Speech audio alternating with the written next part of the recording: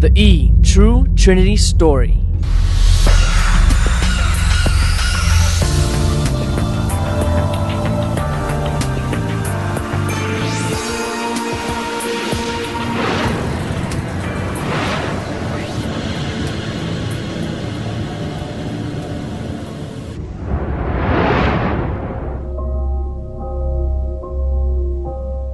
Robin Marie Wilkerson and Richard Preston Wilkerson, two lives born into the humble homes of ministers on opposite sides of the country, destined to join together in dedicated ministry to the advancement of the kingdom.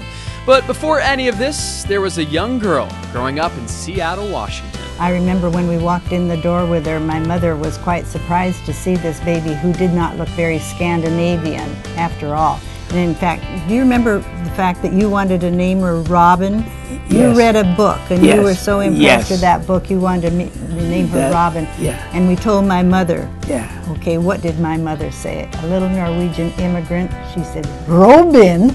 Why? That's a bird. She didn't think we should name a child after a bird. Yeah. Robin. So she was Robin from then on. Robin's always been a leader, and when we were growing up, she was always telling me what to do and somehow making me feel like it was my idea. When we were little, she played the cello at school when we were in elementary school, and I played the violin. And if you can believe it, she somehow would talk me into carrying that cello home for her every single day while she carried home my little violin. I still don't know how she got me to do it. The one memory I have of Robin as a little girl was her helping me ride her bike. I wanted to ride the big girl bike, so she let me ride the big girl bike. But of course, I was the little sister, and I wanted her to leave me alone and let me ride the bike. So as I was sitting on the big girl bike, she took the bike and helped me ride down the hill by myself. And when I did that, I fell off the bike, of course, and broke off my front teeth. She was a wonderful little girl, the best in the world and the first of our children. She was really a cute little girl. Meanwhile, Rich was enjoying his youth in the sun and palm shade of the tropics. Rich was born on September 1st, Labor Day. And that was one day I celebrated in a big way. I labored all day, 3 o'clock in the afternoon. And when he was born, immediately the nurses nicknamed him the Parson. So I guess because his daddy was a preacher, they just figured he was going to be a preacher too. But I've never seen a young man in my life who was such a fine Christian man, such a fine son. And all of his life, he has sought out after the Lord. I'm not saying he was perfect, but he's had spiritual things in mind. He loved to pray around the altars and seek God and help others who were praying and had needs, and reached out to those around him. One fateful November day, Rich and Robin met and two worlds collided. Robin was attending Evangel College at the time. During Thanksgiving break, her roommate invited her to Minneapolis for the holiday. When they went to church that weekend, the pastor was John Wilkerson, Rich's father. Hey, I said, Rich, did you see that cute brunette girl from Tacoma, Washington? Her name is Robin Bentane. Where is she? I said, I don't know, but I think she might have gone down to the fellowship hall. And he just took off like a ruptured corpuscle. We encouraged him to get acquainted with her, and of course, from his vantage point, he was eyeing her from the choir, so he'd already spotted her. And he pursued her relentlessly from the day they met. I'll never forget the first time Rich came to Tacoma, Washington and met my family. We were at lunch after church on a Sunday, and Robin went to the airport and picked him up, and she came walking in the restaurant with this young man. He was exciting, he was outrageous, he was wearing red double knit slacks and white patent leather shoes with a white belt. We just thought, who is this guy that Robin has hooked up with? So meeting Rich was almost like meeting somebody we knew. His name was Wilkerson, and we figured that he'd be all right. And we loved Robin so much that she would pick the best. So. In the spring of 1972, she was at Evangel College and he was in Minneapolis at North Central. By this time, Robin was head over heels as well and arranged for Rich's band to play at the spring banquet. For his finale, he proposed, and by January, they were married. The wedding was beautiful.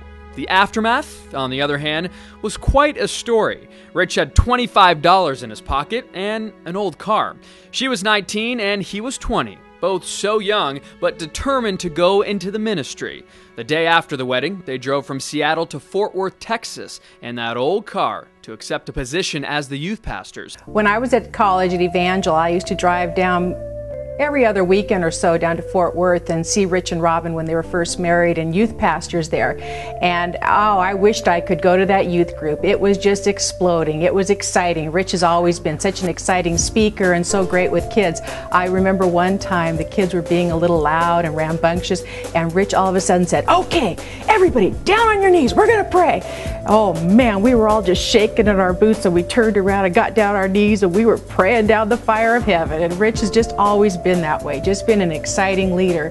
He wrote the Fire Institute during that time because he was into discipling young people, and there were young people at that church that came from just heathen backgrounds that just really grew to love the Lord in a supernatural way because of the discipleship that was going on at that time. And the Fire Institute, I know since that time, has just gone across the world and blessed so many people, and young people that have gone through that program under Rich and Robin's ministry have just been so blessed, and it's just been such a powerful thing in their life. Even from this early age, Rich's straightforward preaching and communicative style was contagious. After serving in Texas for almost 3 years, it was time for another adventure. In 1974, Rich and Robin packed up and moved to Sacramento, California, where they accepted a youth pastor position at Bethel Temple. Rich was the full-time youth pastor, and Robin worked as a mortgage loan officer. While living in Sacramento, Rich and Robin saw the need for leadership and direction among youth leaders across the nation. They founded Mainstream, where they offered seminars to teach youth pastors how to be their best in every area. For the first time, youth pastors were connecting from across the nation. Soon enough, this cutting-edge ministry, created just for youth pastors, took off. But God had placed yet another call within their hearts, and this time it was to go on the road in full-time evangelism. For a long time, Rich and Robin felt they should do something different, but just weren't sure what direction they needed to take. In 1980, they realized the call was to evangelism. They moved to Tacoma, Washington, and started traveling full-time, unsure of the future, but trusting God to light the way. God confirmed again and again that He would take care of them. I believe that whenever the church doors are open, moms and dads, your children ought to be there.